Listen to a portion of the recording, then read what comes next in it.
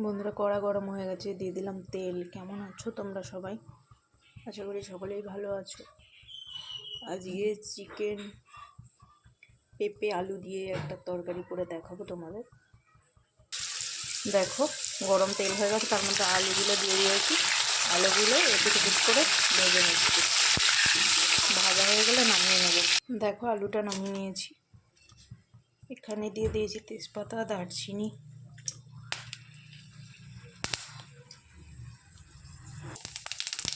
এলাচ আর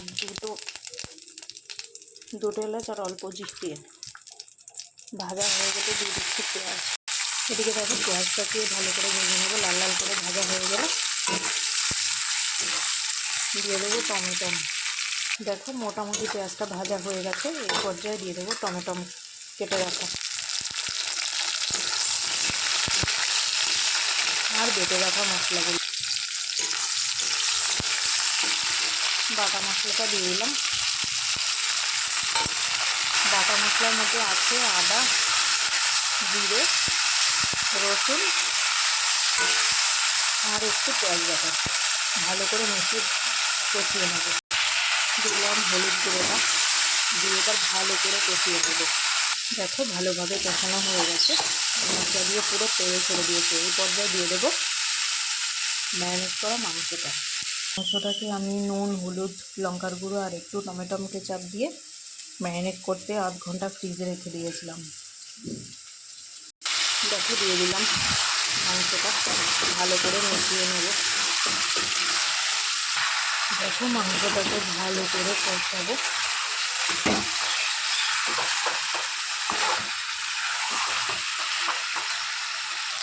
দেখো, কষানো হয়ে গেছে। এবার দিয়ে দেবো আলু। দেখো, ভালোভাবে কষানো হয়ে গেছে। এবার ভেজে রাখা আলুগুলো দিয়ে দেবো। ভালো করে মেশানো হয়ে গেছে। এবার দিয়ে দেবো জল। দেখো, জলটা দিয়ে দিয়েছি। দেখো, চিকেনটা 90% হয়ে গেছে। এখন দিয়ে দেবো সেদ্ধ করে রাখা পেঁপেটা হতে যেহেতু একটু টাইম লাগে, তার জন্য আমি আগে থেকে সেদ্ধ করে নিয়েছি। ভালো করে ফুটে উঠলে গোটা গরম মশলা গুঁড়ো দিয়ে নামিয়ে দেবো। দেখো, অল্প করে গরম মশলার গুঁড়ো দিয়ে নামিয়ে দিলাম। আর তোমরা যদি বলো কালার হয়নি কেন, তো আমি পুরোটাই কাঁচা লঙ্কা ইউজ করেছি, আমি শুকনো লঙ্কা দিইনি। তো তোমাদের যেভাবে ভালো লাগে সেভাবে করতে পারো। আর যদি ভিডিওটি একটু ভালো লেগে থাকে, লাইক, কমেন্ট, শেয়ার করে দিও। Ta-ta, by.